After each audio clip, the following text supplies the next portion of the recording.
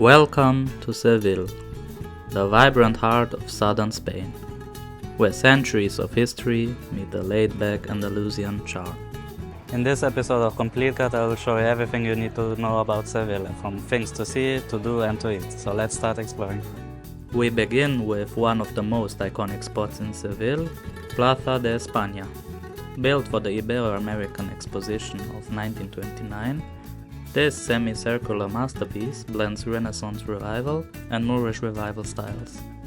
Each tiled alcove represents a province of Spain, and the canal running through it has earned it the nickname Venice of Seville.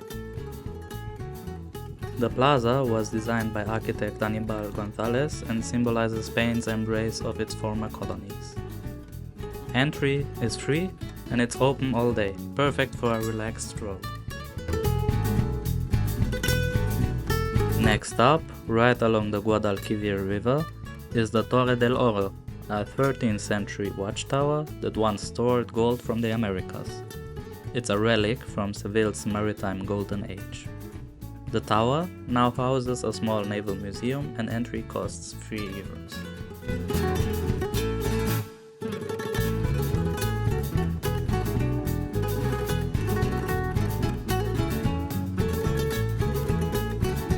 And since we are by the river, why not hop on a boat? A short cruise gives you a unique view of the city's architecture and history, including bridges, pavilions and riverside life. The river cruise costs €15, but you can get it cheaper if you buy it together with a hop-on, hop-off ticket.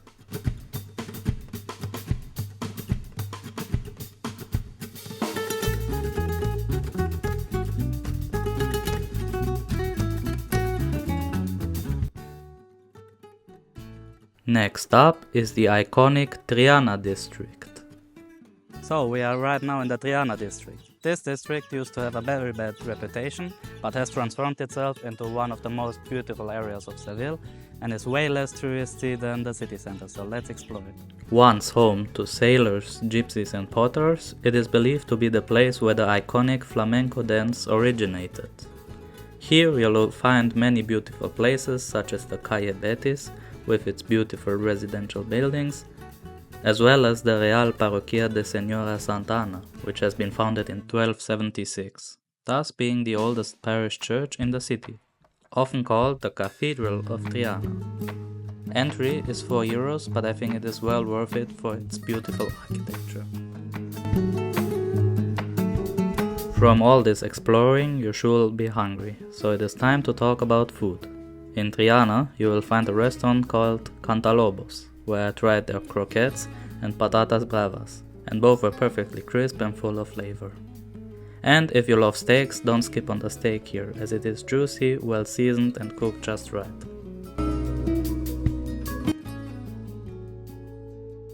Back in the historic center, we reached the Seville Cathedral, the largest Gothic cathedral in the world, and the resting place of Christopher Columbus. Of course, no visit to Seville is complete without visiting the amazing cathedral and La Giralda Tower. Construction of this amazing cathedral began in 1401 on the site of a former mosque. Inside, the cathedral is just as impressive as it looks from the outside. The space is massive, with high ceilings, dim light and a sense of quiet awe. You will see dozens of side chapels, beautiful stained glass, and golden altars that really make you stop and look. One of the highlights is the tomb of Christopher Columbus, carried by 4 sculpted figures. And whether you're into history or not, it's something that grabs your attention. While here, you have to also visit La Giralda, which originally was a minaret from the 12th century. Once on top of its 30 stories, you will get the best view over Seville, as this is the highest building in the old town. The entry fee for both is €17, but this is one of the 3 sites in the city where it is best to buy the tickets a few days to a week in advance, as they get sold out very quickly.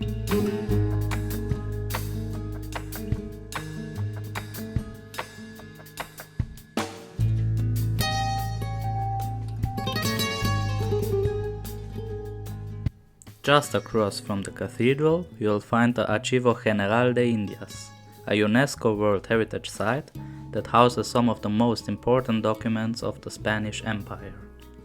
Built in the 16th century as a merchant's exchange, its elegant Renaissance architecture now protects over 43,000 volumes, including original letters from Columbus and Countess. It's free to enter, and while the exhibit space is small, it gives you a powerful glimpse into the age of exploration that shaped Seville's history and helped the city enter its golden age.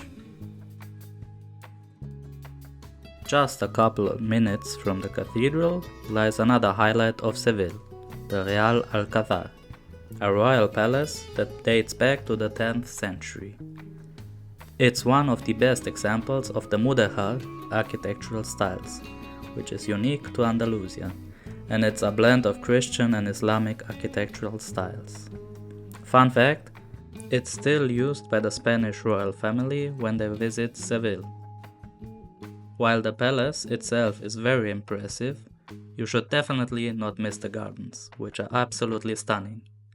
Full of palm trees, fountains, and hidden corners. And, if you're lucky, you might even stumble upon a few peacocks or little ducklings wandering around.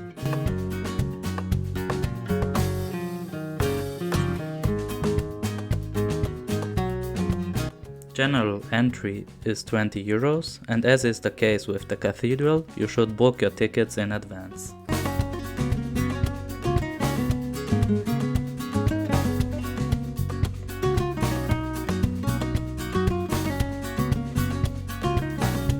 The next restaurant I can recommend is called Bodegón Alfonso XII, which has lots of traditional food. The squid was absolutely perfect, and the gambas al ajillo, or garlic shrimp, is one of my favorite Spanish dishes. One of Seville's lesser known gems, Casa de Pilatos, is a mix of Italian Renaissance and Mudéjar styles. Built in the 16th century, it was the residence of the Dukes of Medinaceli, and reflects Seville's role as a cultural crossroad. Entry costs 12 euros and includes the beautiful tiled courtyard and Roman sculptures.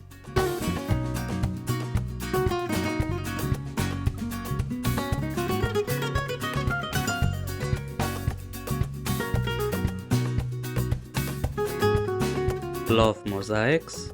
The Palacio de la Condesa de Lebrija is filled with them, including original Roman tiles rescued from nearby Italica. It's like walking through a private museum of classic art. Built in the 16th century and restored in the 20th, this palace is one of the most unique ones in Seville. The entry fee is 12 euros for the full guided tour.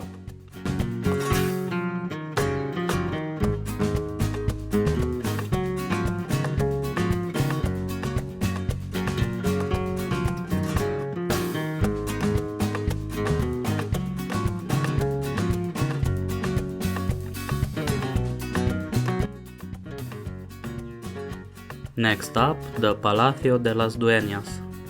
One place that a lot of tourists overlook when coming to Seville is the amazing Palacio de las Dueñas. Palacio de las Dueñas is another aristocratic residence, once home to the Duchess of Alba, and full of personal charm, lush courtyards, and literary history. The poet Antonio Machado was born here. But honestly, what makes it really special are the gardens. It feels peaceful and a bit hidden away, like stepping into someone's private world.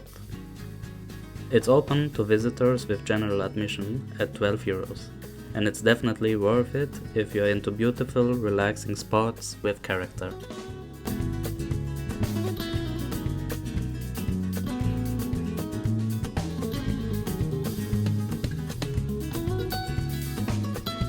While in Seville, I stayed at the Ivy Hotel and I really enjoyed my time there. The place is beautiful, resembling a little the courts of the palaces I showed you earlier. The rooms are clean and really spacious, and it is also quite close to the city center, which makes it a great place to stay.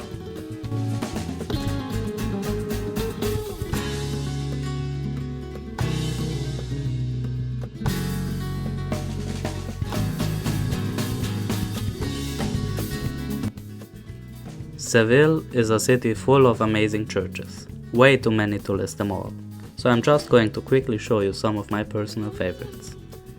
The St. Vincente Church, which is one of the oldest parishes in the city, has a quiet, authentic feel and is known for its beautiful altarpieces and historic connection to Seville's early Christian community.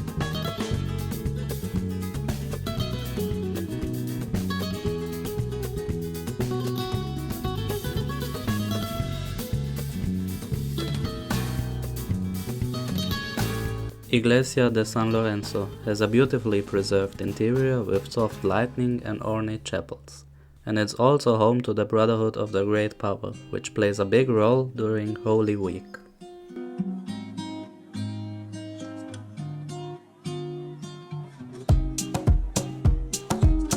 El Gran Poder is home to one of Seville's most revered religious statues, the lifelike image of Jesus del Gran Poder.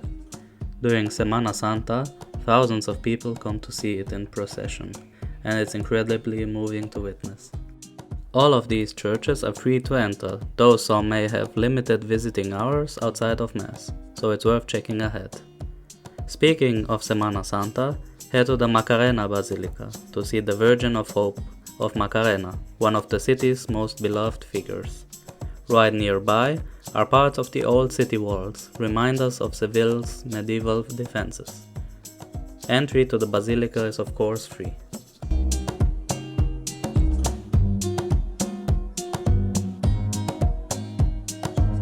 Santa Paula Monastery is often overlooked, but it's one of the few monastic communities still active today.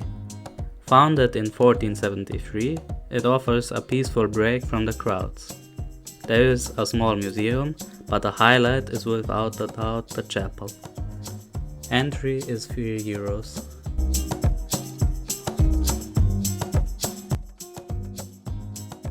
And for something different, check out Doña Encarna. They serve incredible tacos as well as tasty empanadas. The perfect place if you want to try something more unique.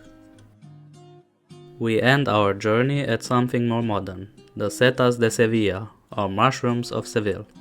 This massive wooden structure, officially called Metropole Parasol, is the largest of its kind in the world.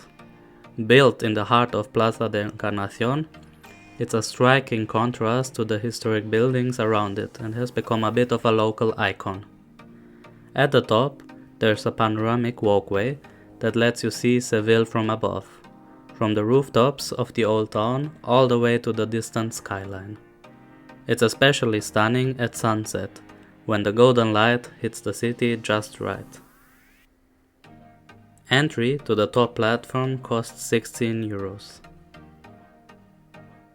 But there's more underneath. Down below you'll find the Antiquarium, a small archaeological museum that showcases Roman and Moorish ruins discovered during construction.